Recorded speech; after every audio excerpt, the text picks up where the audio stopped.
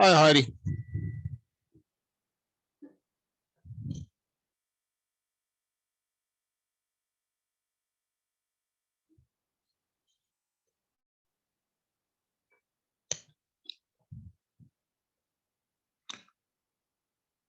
Can you hear me?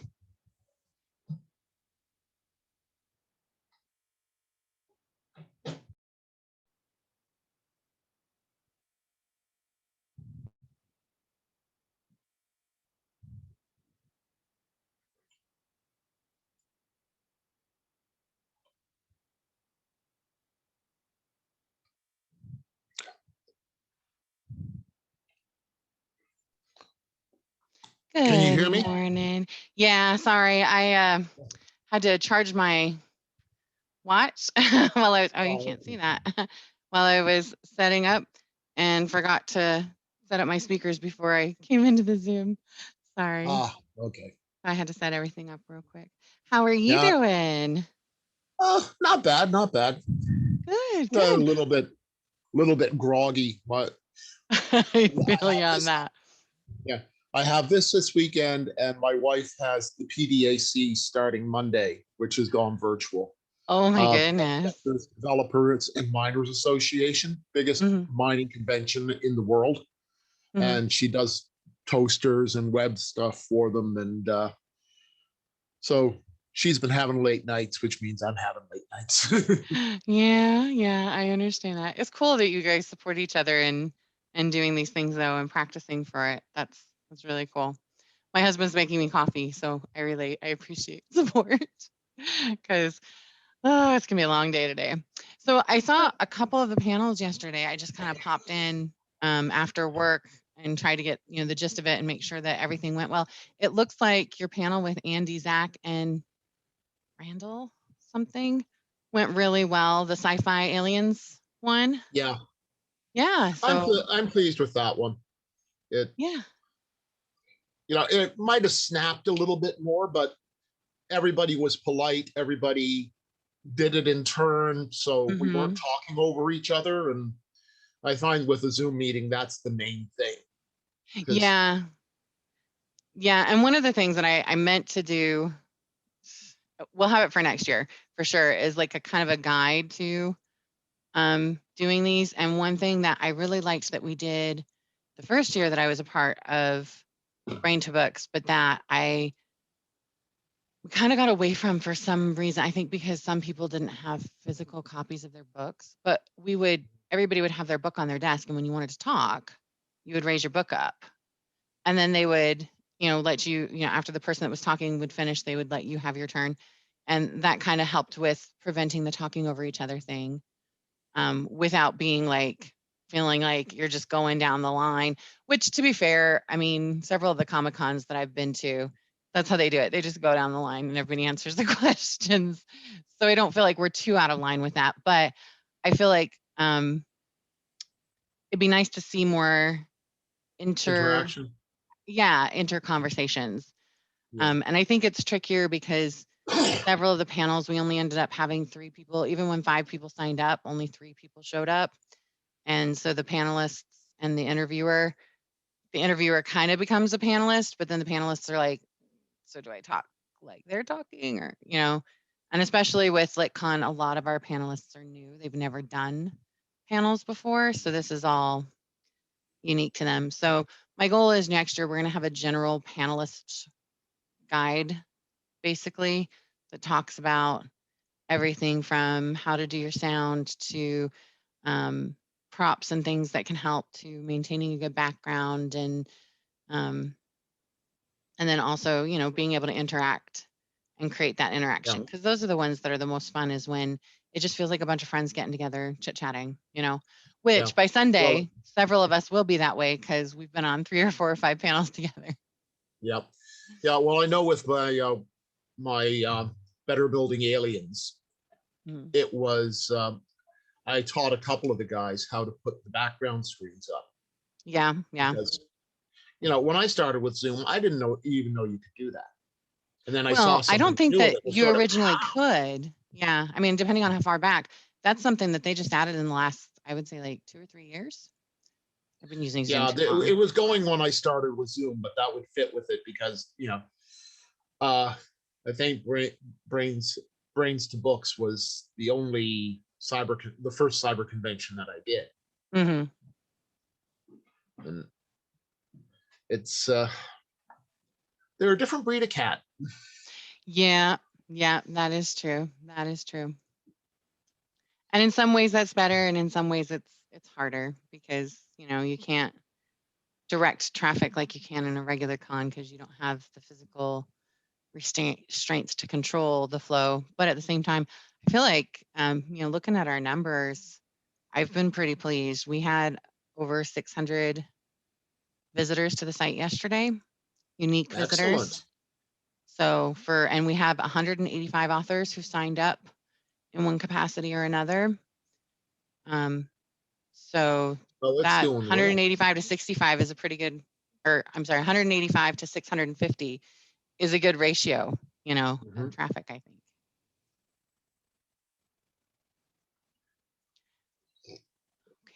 Okay. I had a panic attack this morning. I got up and I opened my Zoom and I didn't see, because when you came in, it already started the meeting, basically. And when I opened it up, I was like, wait, where's my 8 o'clock? What happened? Oh my gosh. I thought I forgot to send it out. We are not going to go through this stress next year. All of this is going to be done 2 or 3 weeks before, if I can help it. Yeah. Well, speaking of next year, I don't want to commit until this year is over, but Yeah, I would get be that. interested in stepping into one of the director positions, maybe urban fantasy, I or think you would be great at that. and I have a suggestion that we start off very early. Mm-hmm. We decide how many streams we're going to have, like how many distinct streams, Right. and then we just make a chart and we choose how many genres are going to be represented, and we just assign time slots, and we do this even just in a month or two, and Right. then people know how many slots they have to fill for their time, when it's going to be, Mm-hmm. and there's won't be any problems with overlap or any confusion. And if Right. people find that for some reason they need to trade a time slot, they can trade a time slot, but at least there's a structure for putting it down. And Right. we could do that as early as January, February, March, April. As early as April, just have that Yeah. written down. Yeah. I completely agree. And that's a lot of the chicken before the egg kind of situation of how many panels can we host? And then part of what happened is, sci-fi, you guys, a bunch of you came out and were like, hey, I'm willing to help out. Let me do something. And Phoebe was so excited to add more panels because panels are the thing that are most popular. It's the best content, Yeah. I totally get that. But we didn't have that chart. And so we do need to have something like that put in place so that we can keep track of everything. And I think part of it also was because in previous conventions, most of the people who were volunteering to help with panels had their own Zoom account, just like I do. And so it was kind of because Brain to Books didn't have a budget to pay for streams. Everybody, if you wanted to do a panel, you had to have your own free streaming service, whether it was Hangouts or whatever. But now there's not a ton of the free streaming services that will let you go for an hour. And Yeah. so that's part of the struggle. In the past, it wasn't expensive to do LitCon or to do Brain to Books or what are the others that we've done. But everything keeps, it used to be that you could use BookLinky for free for the blog hops and, a lot of these Yeah. tools that we got to use for free in past years, we don't get to use for free. Actually, the last Well, couple, 3 years now, it's not been free. So it's made yeah. it harder. I know my reality is that if I have to pay for the service, I'm going to have to charge for panels if I'm hosting them. Right. And that's Because that's what I said too, especially with, if authors aren't going to advertise, which fortunately this year, I think that, we have a good number of authors that I've seen at least 60 of them that are actively promoting their stuff, not just on LitCon, but on their own platforms. So that's Yeah. good. And usually when it's smaller, you do get that. It's when you get into when we got into the 400 and 500 and 600, and it was still just the main 60 people who were promoting. That's when Angela was like, we've got to start charging for this so that we can advertise, because we're growing as far as authors, but we're not growing as far as readers. And Yeah. then everybody's getting a smaller piece of the pie. And the whole point of this is that we all get more pie. We're not limited to a small piece of this round pie. We're having 5, 6, 7, 8 pies that we all get to share. So I think between providing free education on how to promote LitCon and charging for events that the services, the tools cost money, and then putting some of that towards advertising and some of it towards paying for the tools, I think that's completely legitimate. And I think we did see several people who were willing to pay for the things that they knew what it was that they were doing. So 3 or 4 of the people who signed up for the blog hops, they signed up for all the blog hops, and they were willing to pay for all of them, because $3 for a blog hop, the traffic that you get from that is totally worth it. Yep. You know? Yeah. And I think doing education beforehand so that they know what they're going to get out of it, and having figures to be able to provide will help too. It's Becca. Hi, Becca.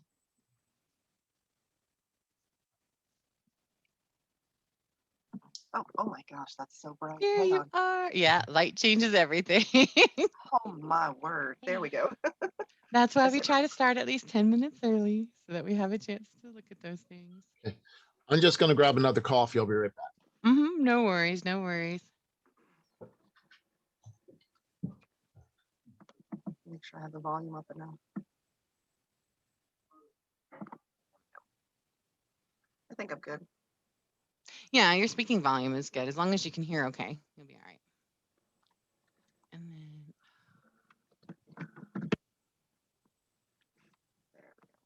okay, so we had a bunch of people that signed up, and, well, not a bunch, but one of them had to back out. So, I'll be honest, I almost missed it.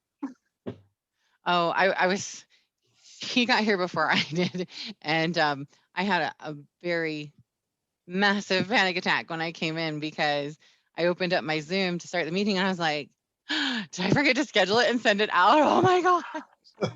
No, it was just that Stephen beat me to it. I So, almost slept through it, because I was like, I completely forgot that this was the one that I really wanted to do, because monsters and stuff, and I yeah, almost slept through it. it's all Felt so good. stupid. All right, let me see. I think we're still missing David Sims and Dawn Shea. Do you guys know David or Dawn? Because neither of them No. responded to the email either. I don't think so. Okay. And I think Dawn was supposed to be on the one last night, and she didn't show up either. I'm wondering if she's not getting my emails. I think that's another thing that we're going to put out there. As soon as people sign up for certain genres, we're going to let them know this is your genre manager, whitelist their email address. This is your event manager, whitelist their email address, whitelist LitCon's email address, so that you get these updates. Because I think that that's what I've seen the last couple of weeks, is that even when the emails did go out, the attendees didn't get it because it ended up in their spam or their junk folder. And so people weren't prepared like we had hoped that they would be. So, I prepared myself. I made notes. oh, you are awesome. Look at you. You're I'm a doing better than stickler. me. I actually had to go back and look and be like, did I change the questions before I sent out this because I was doing this while I was on LitCon Lounge last night. Oh So gosh. multitasking while exhausted after the crazy week I've had was maybe not the best idea. All righty. I Well, I can see am. that one of the emails that you sent out, the image was for a different panel. So I had to I had to find the one for the monsters, because it wasn't on that email. Oh, I'm so It was on sorry. the next email that went out. I was like, So what do I use Oh, for this panel? Crap, I got to say something to her. I'm telling you. I'm telling you. Next year, all of this will be done way in advance. You'll have this way ahead of time so that this stuff doesn't happen and we have time to fix these things. Yeah. But yeah, and I'm so excited for next year. I'm so excited to see that even though there's a little bit of chaos and madness, everything seems to be coming together really nicely. And while it's a little stressful for those of us behind the scenes, everything that I've seen up front, it looks good and it looks like everybody's having fun. So Okay. Is the sorry, I was focus just double urban? checking Facebook. Is the focus urban fantasy or fantasy? This one I just went ahead and left it.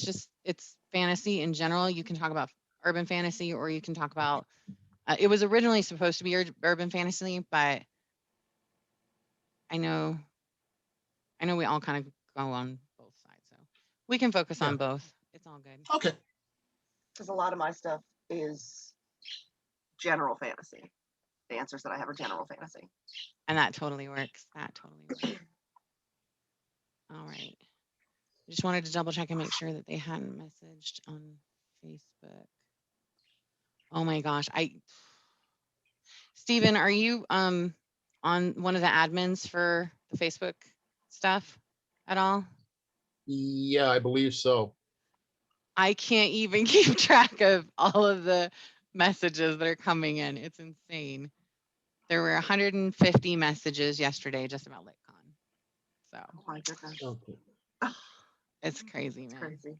Okay. So you want me to go up on Facebook and check something, or? No, I was just seeing if you were seeing the same craziness, but I was just scanning through real quick to make sure that they hadn't messaged before we start. And it is 8:01. So we're going to go ahead and hop on to LitCon Lounge. No, not LitCon Lounge. We're going to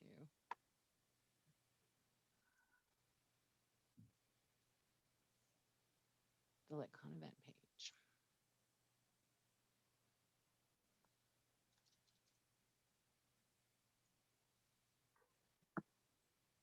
Oh, by the way, Bessa says hello.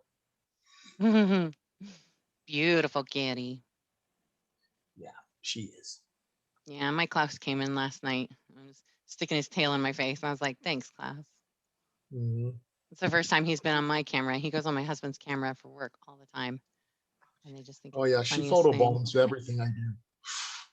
Yeah. Hoping that the birds aren't too loud this morning. They're quiet right now, but we'll see. Well, the good thing is everybody loves pets, right? So even if they do get loud, Yeah. you're fine. And this is all about monsters, so That too. That too. Yes, well, the James Bond villain. there you go. I was gonna say that's what it looks like. There is that vibe as well. All right, here we go. We're gonna go live.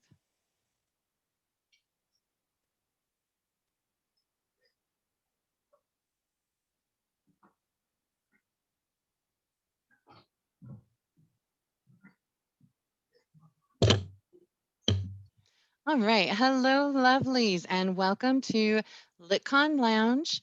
No, we're not doing LitCon Lounge. I was just kidding. LitCon 2021. This is the Magic Myths and Monsters panel, and we're here to talk about some of our favorite magic myths and monsters.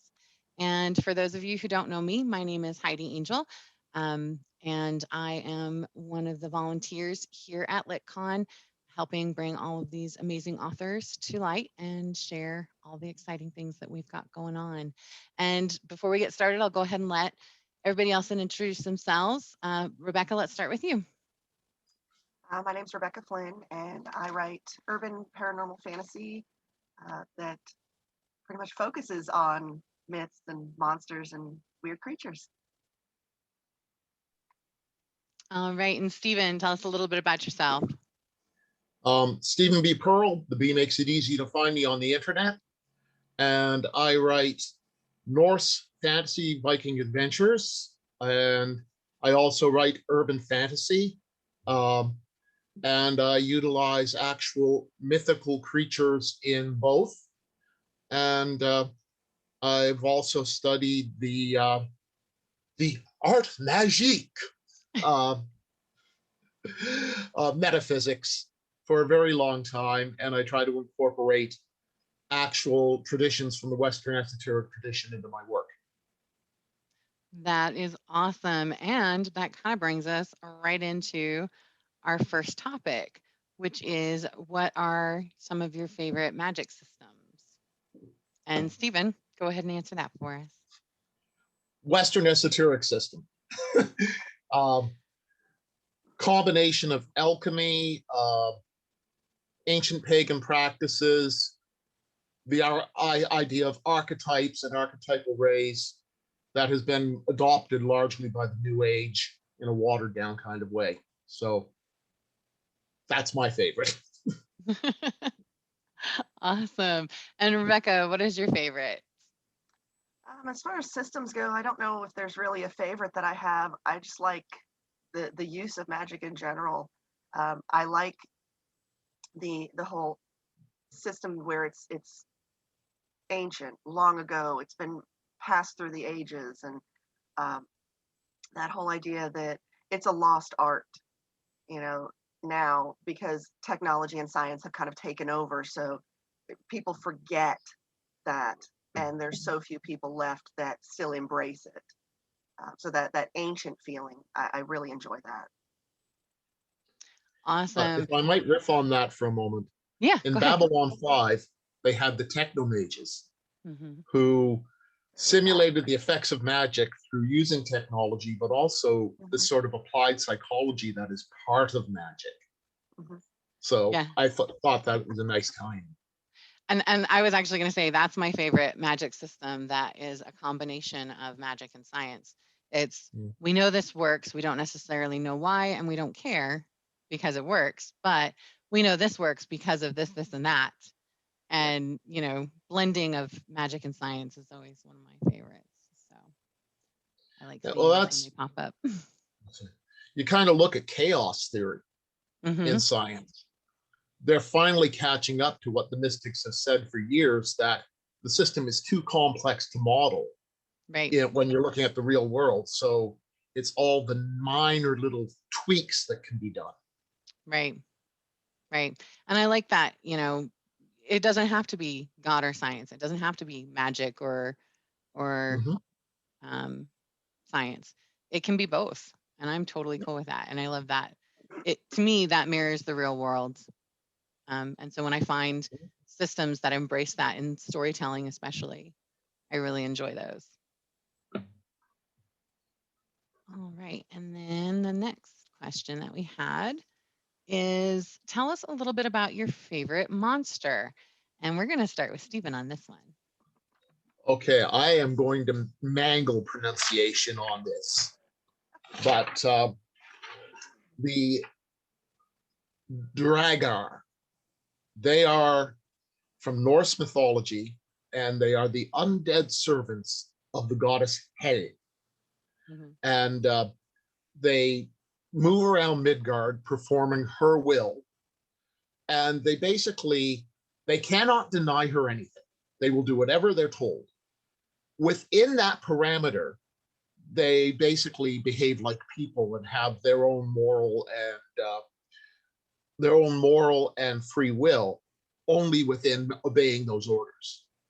They look like somebody burnt a corpse and painted it blue. And they're unstoppable. So they're really a kind of neat creature. Right. A lot better than zombies, right?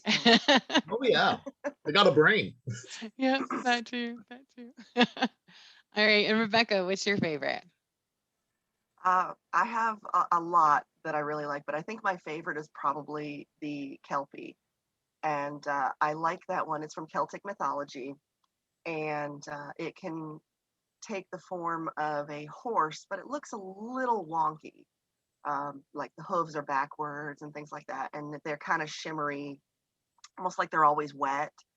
They are a water creature, but when you go near it and you touch it, you're stuck to it now. You cannot release yourself. The more you struggle, the more you're stuck.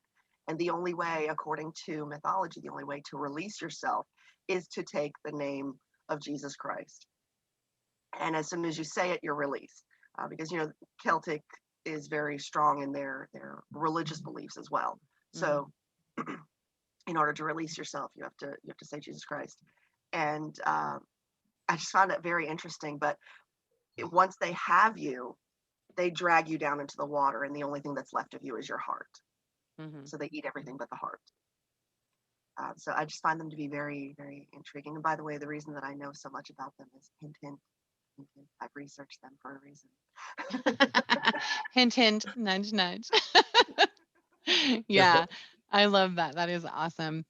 So I'm going to be that horrible person and say that my favorite monster is people, because even the worst creatures out there in our stories don't even begin to match the horrible things that humans can and will do to each other. So I actually did, for the Hunted series, I had a whole part of the blog hops that was focusing on the real people who created the mythologies behind things like vampires and werewolves, and that it was people that were doing such horrible, heinous things that the people around them figured it had to be a monster because a human couldn't do that. But they were wrong. You're such lovely monsters. I'm just going to do it because I have to. In the third book of my Chronicles of Ray McAndrews series, which is currently in editorial with the publisher, I both have a Kelpie, and it's based on a werewolf who's actually a possessed form by a very evil person. So that is awesome. So what you're saying is that I need to be paying attention over the next year for when your stuff releases, right? Yes, I love that. That is awesome. And that's the fun with urban fantasy, that fantasy is kind of breaking out of its norms and getting away from the whole Renaissance pieces and starting to explore other mythologies to adapt and adjust to. But that's one of the things that I love about urban fantasy is that we pull from different mythologies and blend them all together, and that makes it so much fun, because you get to have common monsters like kelpies and werewolves, but then you also get to have some that are less commonly known, like I think it's pronounced shigaru from Japan. And there's so many different cultures that you can pull from and get away with it more in urban fantasy than you can in fantasy. So, and also I really love monsters. I'm not gonna lie, I have a small obsession. Me too. I understand. Yeah. Oh, they're fun. They are. I sometimes I find myself rooting for the monsters, not the heroes, because monsters are they're just being themselves. They're not. It's not good or evil. It's just, it is. Dragons eat people. It's not personal. It's just food. But yeah, they give us a nice thing to come up against and try and figure out how to adapt and change. And honestly, is the story as good without the monster? No. Yeah. You need an antagonist. Also, I like your thing about they just are. I wrote a short a while back, Better the Devil You Know. And one of the lead characters is a succubus. And she's an absolute hoot because she's just going through being a succubus. And it's, I eat people's emotional nature. That's all I do. But, I went out and that rapist isn't going to rape again. So. Yeah. Well, I had a series that I was playing with where before everybody else started doing it, so I shelved it. But I had a series that was about a vampire society, that part of the way that they survived was that they got rid of people that nobody would care about, but they also created like this moral code behind, what's a bad person and what are the people that we're allowed to get rid of. And they kind of became like vigilantes, not just, but at the same time, at the end of the day, when they were really hungry, yes, they tried really hard to only feed on the worst of the worst, but sometimes you just got to stop at McDonald's because you're starving, you know? And Yeah. so they slipped sometimes, but yeah, it's fun when you get to play with the idea of the monsters' emotions and feelings too behind it, for sure. All right. And then what is your favorite myth? And I'll let either one of you start, whoever's got an answer ready, because I don't. So many, so many. I think I'll fall back on the Battle of Ra, Bast, and Apep in the Egyptian system, where Ra and Bast band together to fight the Serpent of Chaos and end up casting him down so that the new day can be born. I think if I have to go with one favorite, that's it. That one is really good, especially there's I can't think of the name of the YouTube series, but there's a series that talks about Christ archetypes throughout different mythologies. And that's Oh one yeah. of the examples that they use as a Christ archetype is that battle there and Ra being like Christ and putting down Satan. So that was a fun. Yeah. Well, the Christians borrowed a hell of a, well, the Jews borrowed a hell of a lot from Egyptian, and then the Christians borrowed from the Jews. Yeah. And I think that's something that, you know, every culture, as you see them come into contact with each other, they do the same things, you know, and it's really fun to see how there's so much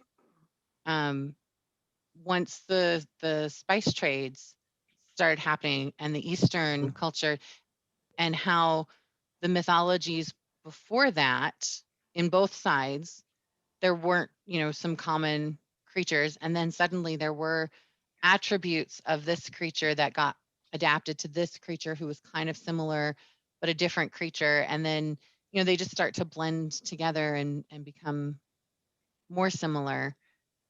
We all trade on each other's culture. It's Yeah. been a thing forever, right? Yep, I agree. And Rebecca, what would you say is your favorite myth? I think probably one of my favorites is mermaids in general. People romanticize these things same way they romanticize vampires, and they're I love that they just get it wrong every time. You know, the myth of the mermaid. I mean, these are female creatures that lure men to their deaths, and you're sitting there going, "Oh, they're so beautiful, and I want to be a mermaid." And it's just it's just funny to me that people just get it so wrong, you know. Mhm. And by the way, I think it's funny that you actually mentioned Egyptian, because my third book is Egyptian, and totally Ra is totally in it.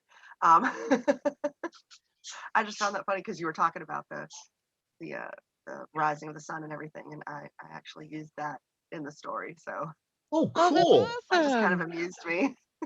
Yeah, I I feel was like like, you I can't know really that. do Egypt without Ra, right? I mean, Yeah, even yeah. like Royden kind of tried to give him Mhm, a backseat because he is such a huge character that it's kind of lazy. But at the same time, you just can't not have him because he's mhm. kind of the focal point of Yeah, and Egyptian it's like, you mythos. know, w- can't do it without Zeus, can't do it Right. without Odin. I mean, these are it's the head of the pantheon, you can't do it without them. Right. Right. Yeah. It's the same idea. Absolutely. So with that being said, when we are looking at writing these stories that borrow from other myths, Mhm. how much do you change and tweak and twist? And how much do you try to remain true to the culture that you're borrowing their mythos from? And My Stephen, own, I'm going to point at you because I remember you talking about this a couple years ago and I thought it was really good. yeah, my own personal rule is I stay true to the personality and the morals of the deity, of the being in the myth, and I may riff around it a little bit.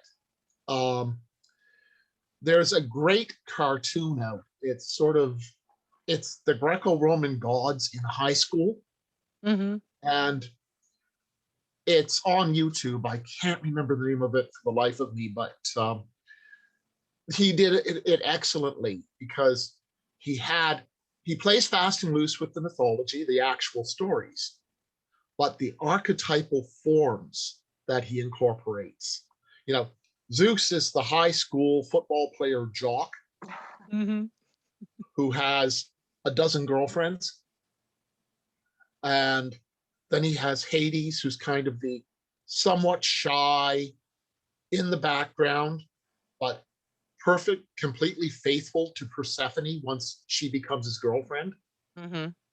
And he just goes like that. So while he plays fast and loose with the actual stories, the archetypes remain true. And they have the moral compass that they actually have in the myth, which is a major thing for me, that moral compass be consistent. I hate Disney's version of hate. I mean, they Christianized that and they made him So the villain. hard. And And while he's I not love that. him, I agree he's nothing like Hades. Yeah. Yeah. Yeah, I completely agree with that. Yeah. Jim Butcher did an excellent depiction of Hades in Mm-hmm. his Harry Dresden Wizard for Hire series. Brilliant. I'm sorry? I love Jim Butcher. Oh, yeah. I Nice think guy. we all do, right?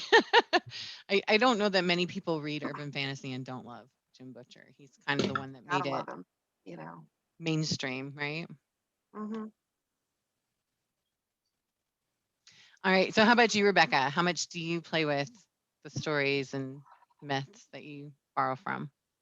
It kind of depends on what it is and how much I can actually find about it. Because I do extensive amounts of research before I include something in there, because I want to make sure that I'm actually doing that creature justice. If I'm going to take the time to find these obscure creatures, which is ultimately what I do in those books, I want to make sure that when they get brought to the forefront, that people know the history of them. When it comes to the gods and things like that, um, physically I try to keep them the same, because if you were to go look up an image of Cernunnos, you've got the horns, you've got the vines, you've got all that stuff. I want to keep that as close to it as possible, but there's not as much that's said about like what he was talking about, personality and stuff. So I kind of have to build that myself. So if there's not a lot there, there's a lot that I have to build on it. But when there's more that's available to me, I like to keep it as much like it as possible, because like I said, I want the people to see this is what is from mythology. Mm-hmm. This is something that people tend to ignore because it's not as popular as a werewolf or as a vampire or whatever, Right. and I'd like to keep it as closely related to it as possible. That is awesome. I have to be honest, I kind of avoid writing about specific people and characters that have been done before, because I don't want to do that twisting and get people upset, because I do think that it's important to honor those archetypes. Um, Mhm. but I do get a kick out of reading others who take it and they acknowledge it, but then they twist it, and it's like sometimes it's because they've grown, and sometimes it's because this was just how they were perceived because they were worshipped. I really enjoyed Rick Royden's twisting of the gods a bit, and they were their archetype, but then they were also, there was more to them than just that stereotype, basically. And I thought that that was fun to get those little nuances of, you know, not only is Venus the goddess of love, but she's also kind of vapid and a little bit annoying, and she doesn't recognize that love is more than just flowers and chocolates and all that fun stuff, that there's work that goes into it too. But then you go, oh, well, maybe she does know that. She just doesn't like that part of it. And then you're like, okay, it gives her more depth than she had reading the Greek stories. So Yes. that was Yeah. fun. No. Marry me because I work late. Right. You got to feel for Hephaestus, but he got himself into it. Yeah, well, he didn't entirely have a choice. They were kind of match made. They didn't choose each other so much, right? Well, I guess it depends on which story you follow and how much of it's from the Greek and how much of it's from the Roman. But yeah, that was always a fun. Also, talk about the ultimate incel story, right? Mm. I am absolutely not attractive, but I expect the most beautiful person to be in love with me. Yeah. Well, it's kind of like the rich man who can buy the beautiful young woman jewelry and clothing and so forth. And there's always been a class of beautiful young women who basically, yeah, they're in it for the money. Yep. And there are beautiful young men who are exactly the same. So it's not a They sexist figured it comment. out It's a too. human Yep. comment. Yep. It is definitely a human quality for sure. Thank you. Sorry, my husband is delivering coffee, the elixir of life. Mhm. All right. I shouldn't say I don't drink coffee then. Oh, I was just, Bad, that was bad. my cat. He's like, Dad, why can't I be in here? Poor thing. All right. So, is there a monster myth or magic system that you would like to twist Hmm. or that you have twisted and you'd like to tell us about? I like the idea of the talismans, the protective talismans. Mhm. And people wear them. It's meant to protect them from this kind of magic or that kind of creature or whatever it is. But what if that talisman is meant to protect other people from you, and you being the person that's wearing it, you're something, and whatever this is protecting other people from you. And I actually have used that. I won't tell you what it is though, because it's something that's kind of coming later. But I have used it, and it's I like the idea that it's almost like your own personal prison, but you don't even know it. You don't even know that it's a prison at that point, because you're sitting there thinking, oh, okay, well, it's protecting me, I'm good, but it's really not. Right. That That hidden sounds like story a kind fun of one. thing. Well, in the Chronicles of Ray McAndrews, Book One, Nuki Kubai, I take classic monsters, but as I have my lead character say, people like their myths gory and simple. And what I do with that is, so because of this, in the mythology, they've taken things that are strictly spiritual manifestations and given them physical manifestation.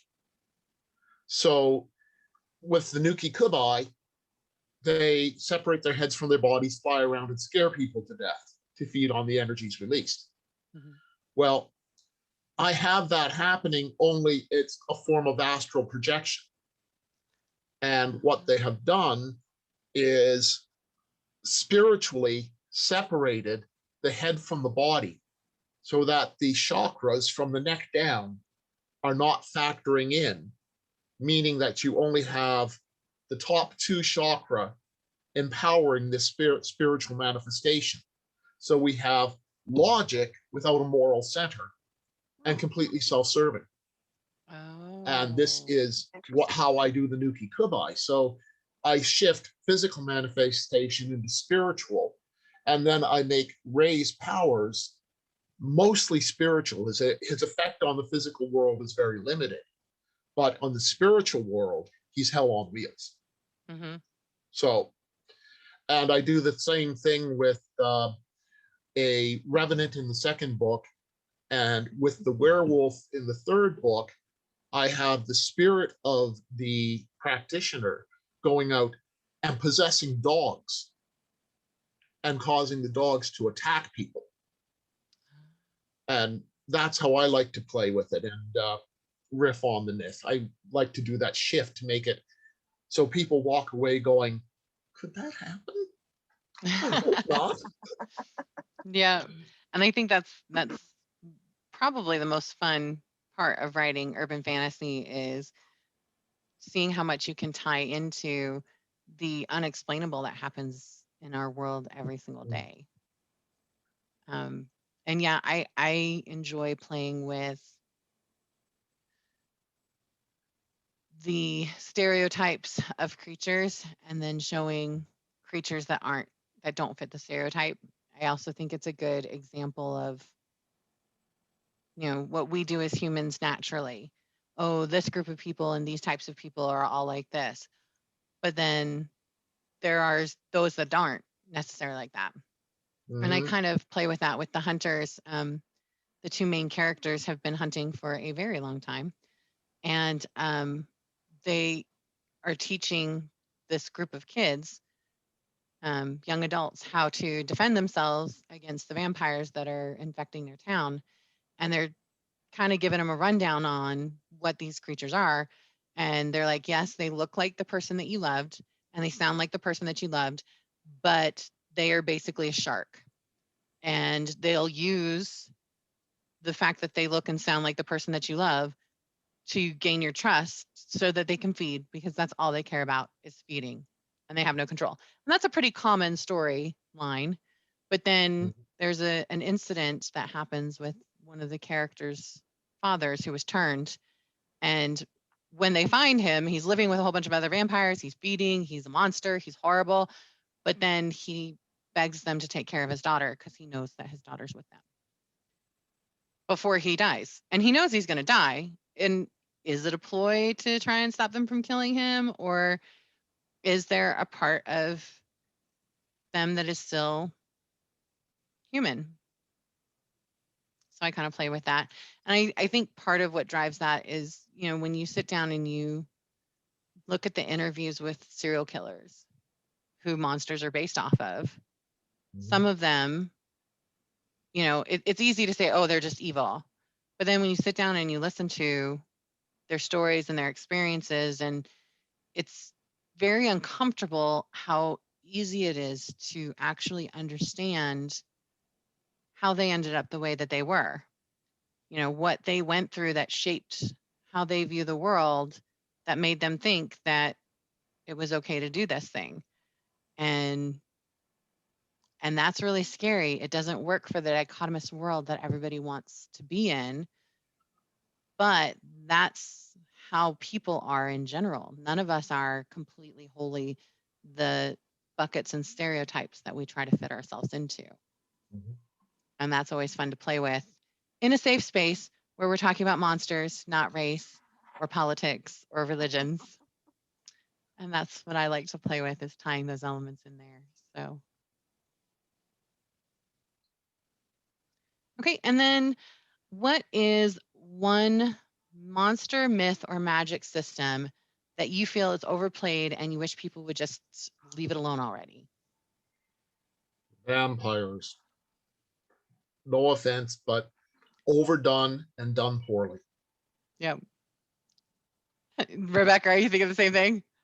No, but I've got one. Okay. That's I was going to say, while I do have the series that is about vampires, I completely agree with you. I am playing with other mythologies because I'm just like, I'm so, when I wrote it, it was a clap back to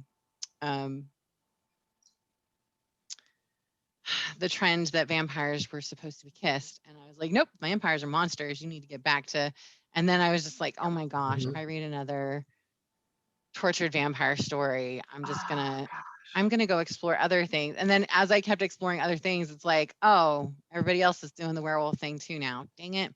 Oh, now everybody else is doing the gins and the, okay, so now I'm going to go hop over to Japan and see what I can borrow from Japan. Nope, everybody else is doing that too. Man, I just need to walk away.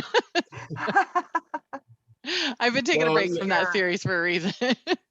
Go There's obscure and let enough me. weird stuff in Japanese myth that you could fill a universe Yeah, with I it. need to Yeah. dig deep and get creative and not stick with the easy ones that come from anime. That was my problem is I was Yeah. like, "Oh, this is fun." I'm watching anime with my kid. And I'm like, "Oh, I'll bring this element into," and then I'm like seeing it across everything. I'm like, "Okay, I need to get a little bit further ahead of the zeitgeist because it takes longer to write a book than Hmm. yeah, yeah, that's it. But yeah, I totally agree. Vampires are well overdone. I agree. And what one would you say, Rebecca? I've actually got two.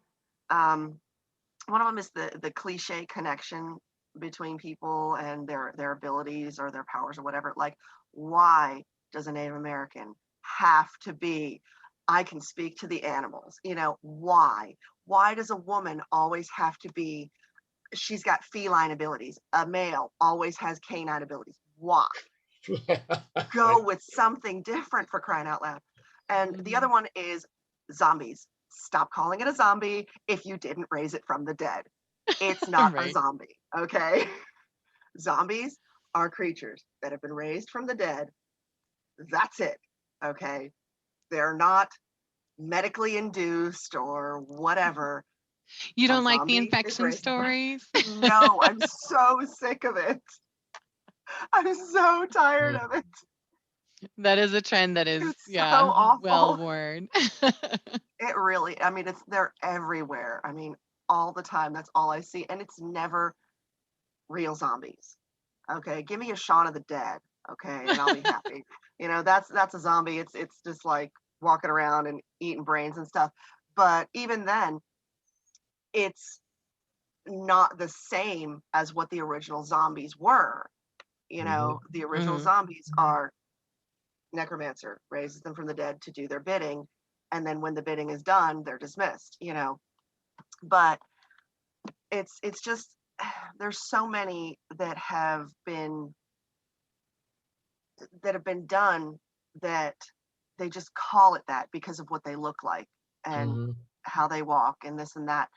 And there's so few that have actually stuck to that. And that's why, like I said, when I write things and I pull it from mythology and I pull it from legends, I try to stick to it as much as possible because that's what it is. You know, why would I pull out, you know, a phoenix and say, oh, it's made of water? No, that's not what a phoenix is. You know, Mhm. phoenix is a firebird, you know? So that's big pet peeve. You know, mine kind of fits along the same line. I'm very over the whole monsters into lovers thing. Oh, Um, Not thank only you. because there's so much about it that as a feminist, I'm like, that's a toxic relationship. And I struggle with romance anyway because a lot of times it's like this is you shouldn't be teaching people that this is what love is. But I guess love is different for everybody and my version of love doesn't have to be the same as everybody else's. But there's often this whole toxic um, relationship that is codependent and really unhealthy and that kind of freaks me out. But also just I mean, it was fine when because vampires are immortal, but they're kind of a perfect example of immortality, depending on which myth you pull from. And it wasn't horrible with wolves because, you know, dogs are pretty. And I can see, you know, we love dogs. Dogs have a great personality. Okay. But then they went with Mhm. zombies. And I'm sorry, you cannot convince me that any human would ever fall in love with something that is no rotting and no, especially guided girl. That was just weird. I was like, there's no girl in the Yeah, world that would be yeah. like, yes, your face is falling off and you smell like something that's been dead for the last 3 years, but I totally want you to kiss me with that mouth. Thank you. Exactly. No, Mhm. there's not a girl on the planet that would go that way. It's just not gonna happen. And Mhm. then they just keep getting weirder. And I I am struggling with the level of weirdness to trying to make monsters romantic partnerships.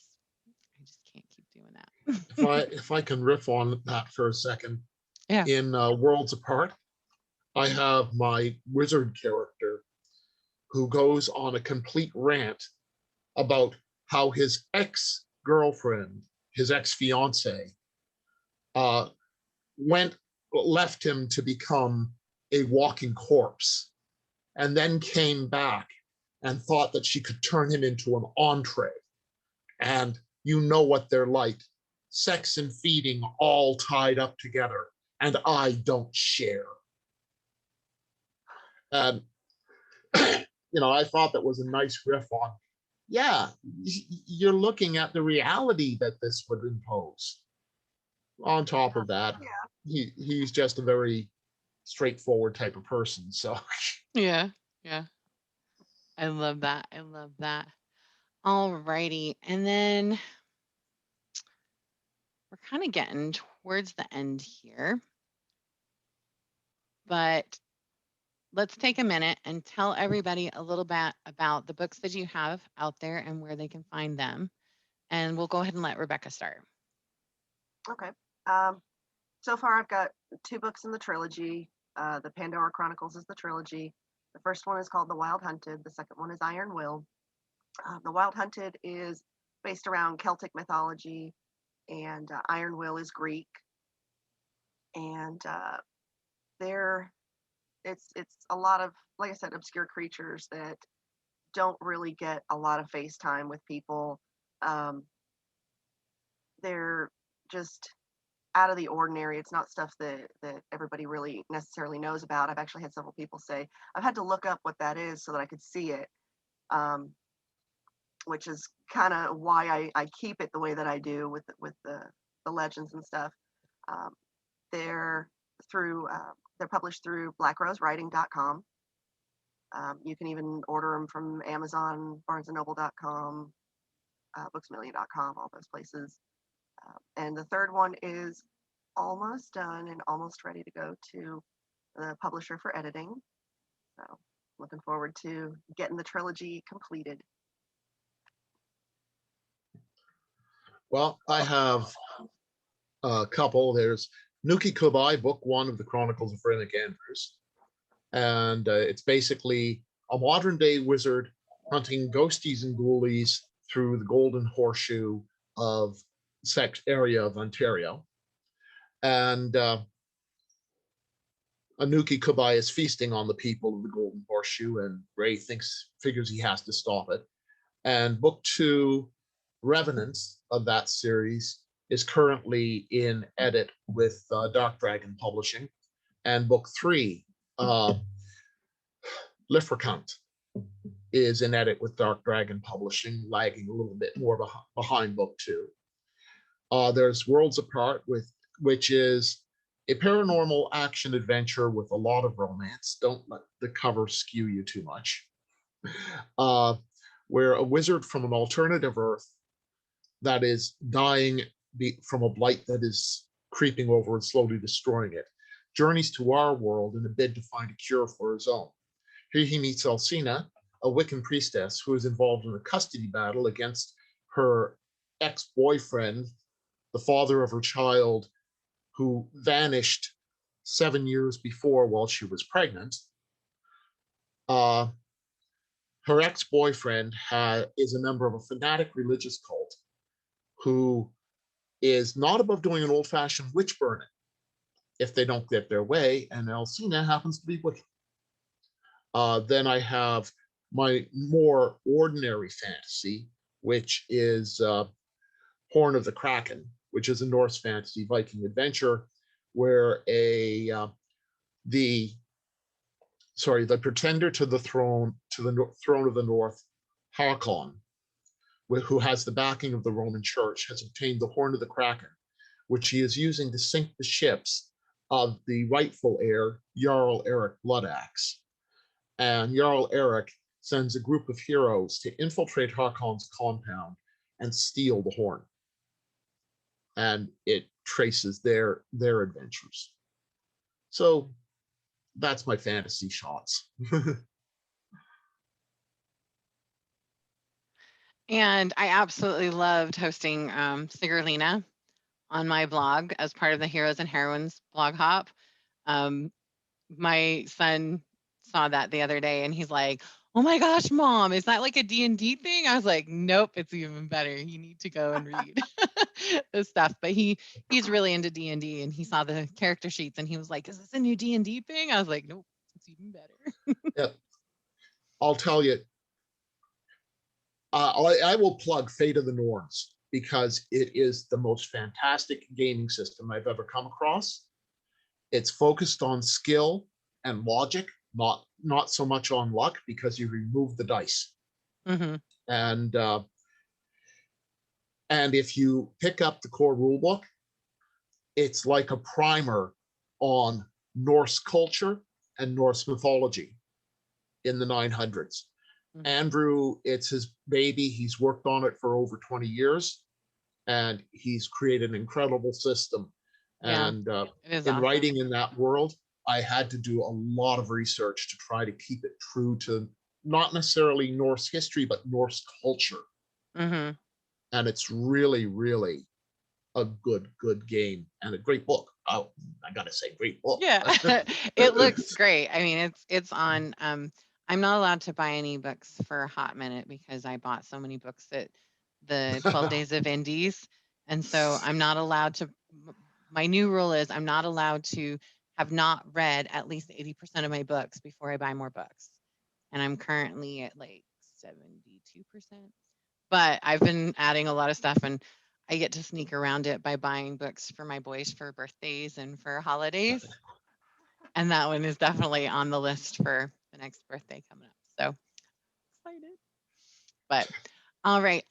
Tell everybody any other events that you guys are participating in with LitCon that you want to go ahead and plug real quick. Let them know where we can find you at LitCon. And we can start with Rebecca. Let me pull up my list here. I'm doing another panel, another urban fantasy panel, Tropes and Why We Love Them, later this afternoon, 4 p.m. And there's one tomorrow, the 7th at 2 p.m. And again, another urban fantasy panel. What's next for urban fantasy? So those are the other two that I'm going to be doing. And I did one last night, which was super, super fun. I enjoyed it a lot. Yeah, and that one will be up on the fantasy page today. I have to finish cleaning up some of the intro and extra, but that'll be up on the YouTube channel, and it'll also be up linked on the fantasy page. And this one will be linked on the fantasy page after I get it cleaned up and after I finish my next one at 9, which is the reviewer real talk panel. So that's going to be fun. And then Stephen, I know you're doing a bunch of fun stuff. Tell us a little bit about what you're doing too. Yep. Well, at 12 today, I have the Urban Fantasy panel, UF and sociological themes. And if somebody sends me the URL, I'm going to be on the Lending a Helping Paw panel. Later at, today's the 6th. At 5 p.m., I have science fiction, weapons and armor, basically a overview of weapons and the techniques for stopping their effectiveness throughout history and into the future. Then on March 7th at 11 a.m., I'm on the world building panel. And at 12 p.m., The World Upturned. That's the dystopia panel. And then later on March 7th at 2 p.m., the sci-fi panel, Mind Over Matter. So we're looking at telekinesis, telepathy, pyrokinesis as it's used in science fiction. So busy day. Yeah, so much fun. I'm so excited about all the fun panels that science fiction was able to throw in there because of awesome volunteers like yourself. So we appreciate you here at LitCon, letting us get some more awesome content out there. And then everybody else, be sure to check out all of the fun stuff that we've got going on. You can check out Littown Lounge is a great place for you to hop in and see. It's completely unstructured, can get a little bit insane. And after dark, it might be a little not PG-13, but we try to keep it clean during the day. But go check that out. That's a great place to hang out and network if you didn't get to get on a panel, or if you just want to see authors and publishers and us folks letting our hair down and just kind of hanging out. And in 10 minutes, we're going to have the reviewer real talk up. So I hope you guys check that out as well. And real quick, everybody let people know where they can find you online. The easiest one with me is www. Trying to orient this. Yeah, okay. www.stphenperl.com. I'm also on Amazon. If you just go to Amazon, put my name in, I'll pop up and you can see the whole menagerie there. I'm on Facebook, but I can never remember the exact address. So, and I'm also on Twitter, and I have a Pinterest page as well. All right. And Rebecca, tell everybody where they can find you. I'm on Facebook and Twitter. Facebook is Rebecca Flynn Author. Twitter is at Rebecca Flynn 79. And you can find my books at blackrosewriting.com. You can go to Amazon, Barnes & Noble, Books A Million. Make sure that you put in the title and my name, because for some reason I don't come up right away. So, but that's how you can find me. Oh, Awesome, if I boss. might add one thing to mine, if you're getting Horn of the Kraken, you're better off going to drive through fiction. Okay. There's a weird pricing thing with Amazon, and they like to put it at $40. Yeah, they have those third-party sellers. They're so obnoxious. I totally get that. All right. And then for those who don't know me, I am Heidi Angell with 2 L's, because I'm not that kind of angel. And you'll find me, everything is under Heidi Angell. All right. Thanks so much. And you guys have a great LitCon weekend. Thank you. Thank you. Have fun.